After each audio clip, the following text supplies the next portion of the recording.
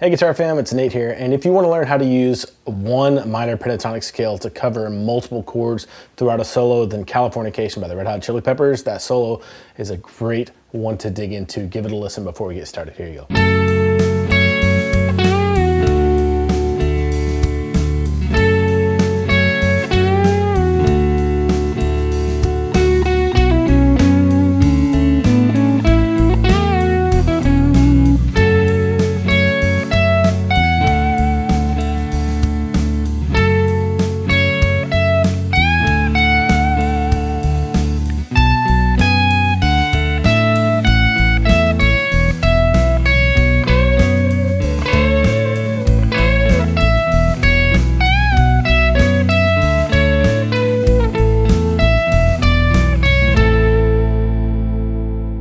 So if you're just getting into lead guitar, this is a fantastic solo to start out with. It's not too difficult, but it covers a lot of kind of meat and potato things that you need to get down if you want to get into lead guitar. Before we get into it, if you haven't already, go to guitarfam.com and create a complimentary account.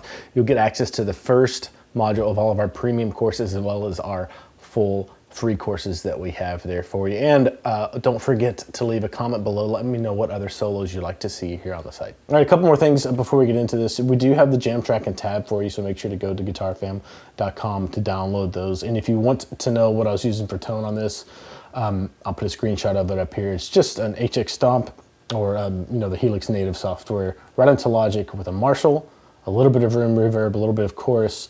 I've got a compressor in the front of it, just on like stock settings, and just a Marshall amp cranked through a couple of different cabinets. My biggest recommendation for you is to go listen to this over and over and over, because the phrasing on this solo is a bit unusual, and it's almost like he's improvising it, really.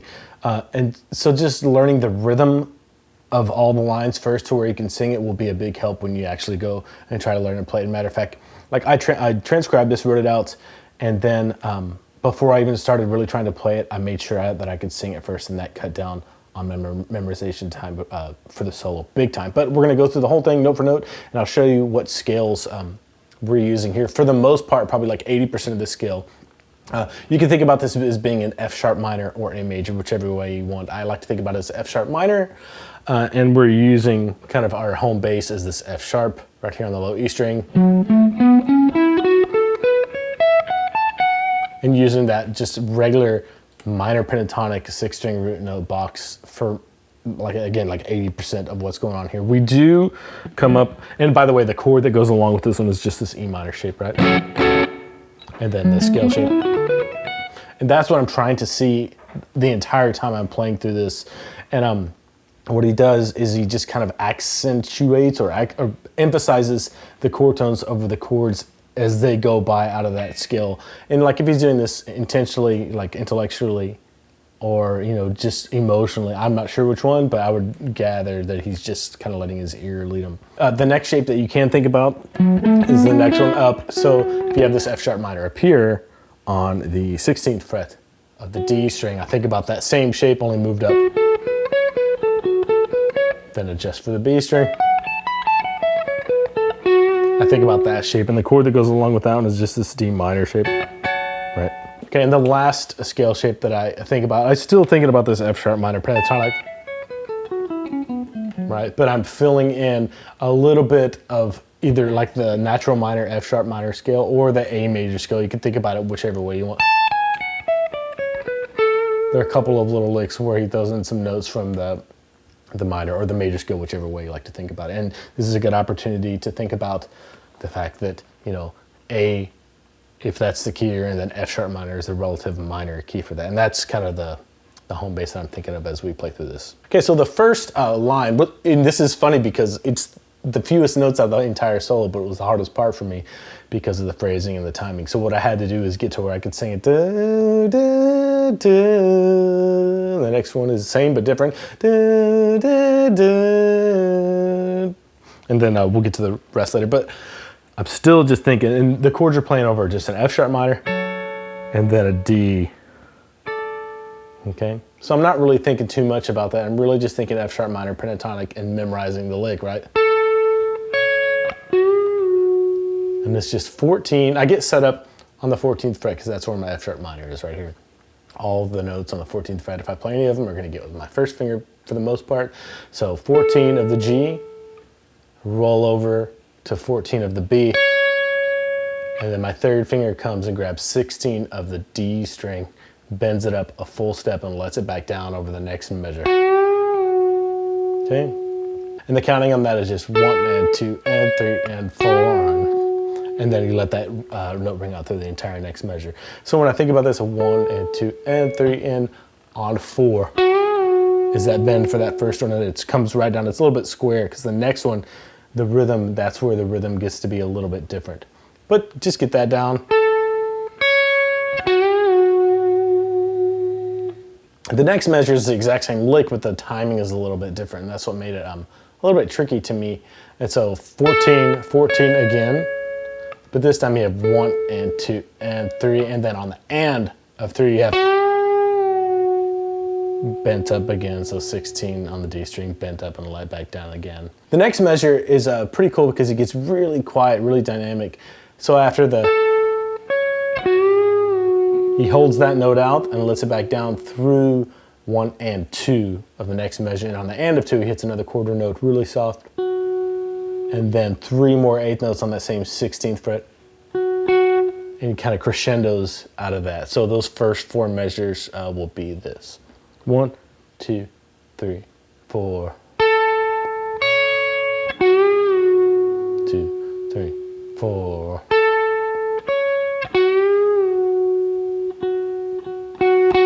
And just so you know, like covering multiple chords here, so we're going F sharp minor to D to F sharp minor to D for those first 4 measures.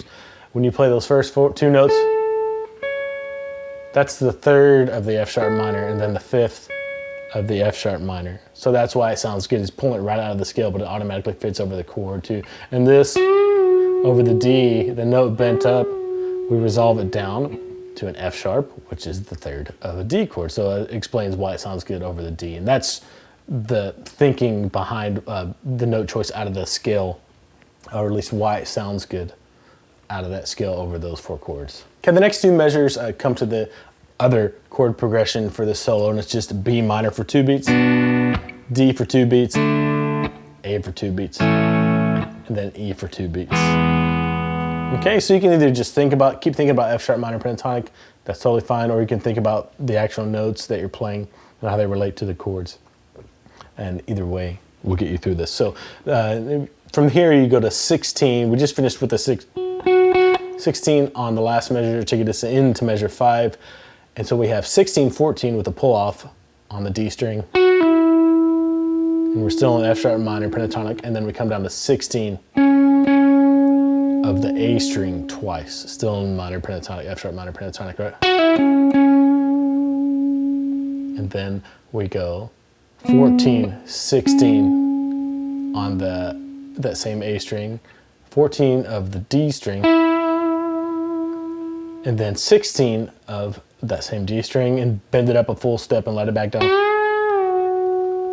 And then a quick 14 on the D string, 16 on the A string. So that phrase is a little bit weird. The timing on there's kind of floated a little bit. So it's something like this.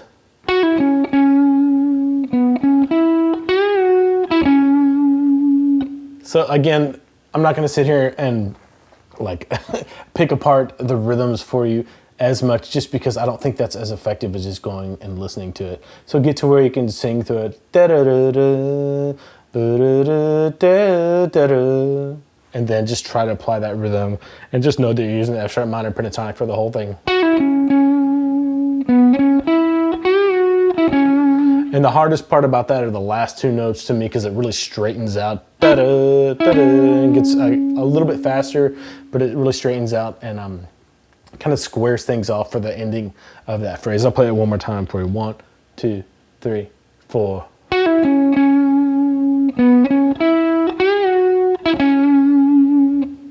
And one other thing that I'll mention here is he doesn't use a lot of vibrato or decorations for the first half of the solo. It's pretty cut and dried, and it leaves kind of somewhere for the solo to build, which I found interesting, because I found myself always adding vibrato in here, and it's like, oh, he's not doing that. I gotta stop that. But you know, you can add vibrato wherever you want. So let me play that whole solo up to through measure 6 for you real quick. 1, 2, 3, 4. 2, 3, 4.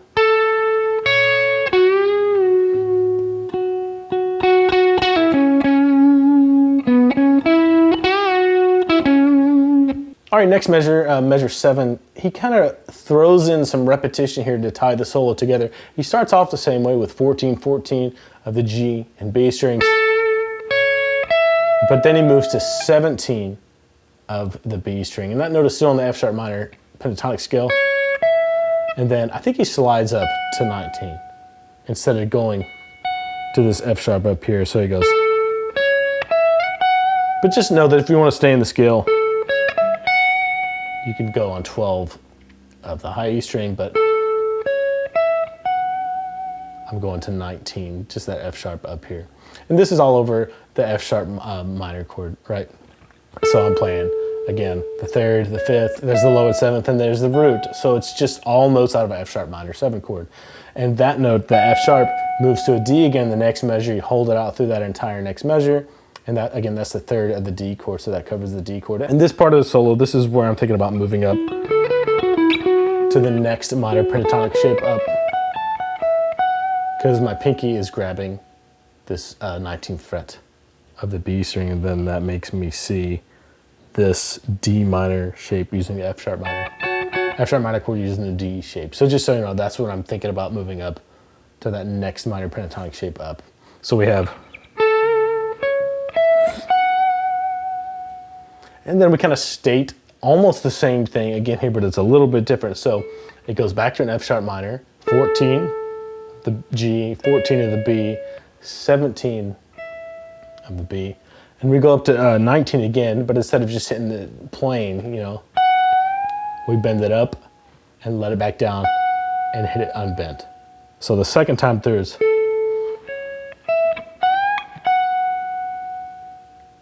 Okay, so those 4 measures, 7, 8, 9, and 10 will be 1, 2, 3, 4. 3, 4. In measure 11, we go back to that kind of secondary chord progression, the B minor, D, A, E. And this is where I think about shifting to an A major scale.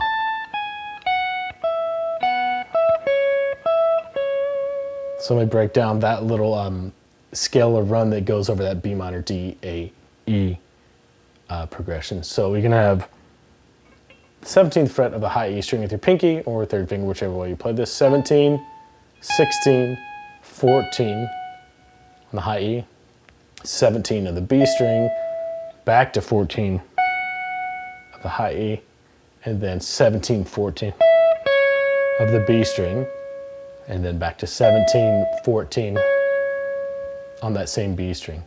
And the rhythm here is, the first 4 notes are just quarter notes, and then the rhythm varies a little bit in measure 12, so I'll play it for you and count it off, and you can just, again, go listen to the rhythm. That'll make it a lot easier to play. 1, 2, 3, 4.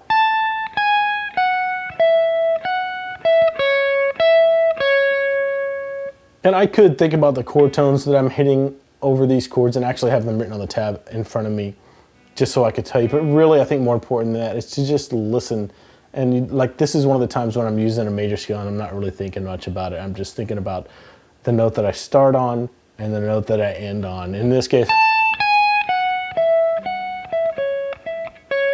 the last chord in the progression is an E, and right over that E, I'm hitting an E on that 17th fret, and then back to the 14th fret there to kind of cap things off for the next measure. So again, one more time. 1, 2, 3, 4. Da, da, da, da, da, da, da, da. And when you get to that point, you want to leave your index finger there on that 14th fret of the B string because of what's coming next. We're playing over that same B minor, D, A, E progression in the next 2 measures. But what I'm doing, that note on the 14th fret stays there, but I put my 3rd finger down on the 16th fret of the G string, and I play both the G and B strings at the same time. But I push up, I bend up the G string a whole step while retaining or maintaining this note on the B string without bending it. Okay, and I do that 3 times. So let me just play the rhythm before you get into that so you can hear it. And I'll start from 2 measures back over that. Da, da, da, da. 1, 2, 3, 4.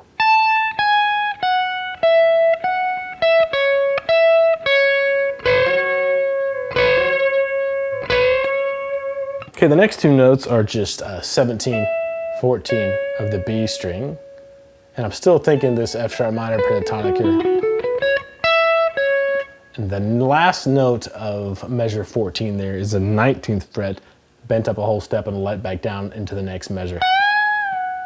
Okay, and we'll get into the rhythm of this in a second. Just want to get the frets down. After that bend, go 17 of the B string, reach over with your 3rd finger, play 18 of the G string, back to 17 of the B string, back to 18 of the G string, down to 16 of the G string with your index finger. And this is where I'm living in this shape right here.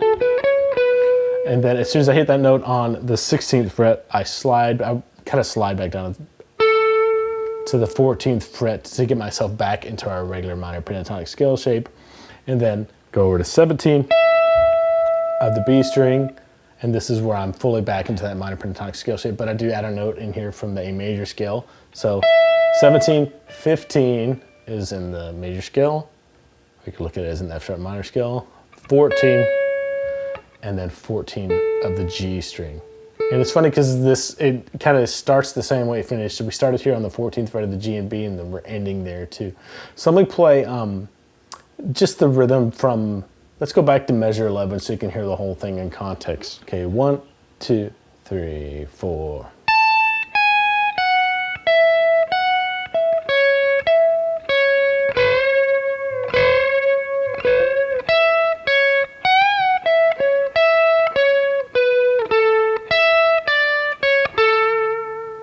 All right, so again, the rhythm of this solo is probably the hardest part for me. Yeah, there's some technique involved with bending and then maybe sliding to a note or 2 out of the scale, that 1 minor pentatonic scale. But getting the timing down and getting the feel for this and not rushing through it's probably the hardest part. So just make sure, again, just listen to the song a lot before digging into it. All right, that is it for this solo. Again, if you have any other requests for popular solos that you'd like to see broken down like this, just leave a comment below and I'd love to get to them whenever I can. Also, if you haven't gone to guitarfam.com and created your complimentary account, do that. There's loads of free resources for you to go through there. And remember that every Guitar Fam member gets one personal private one-on-one lesson with me. The first one is complimentary. See you guys there.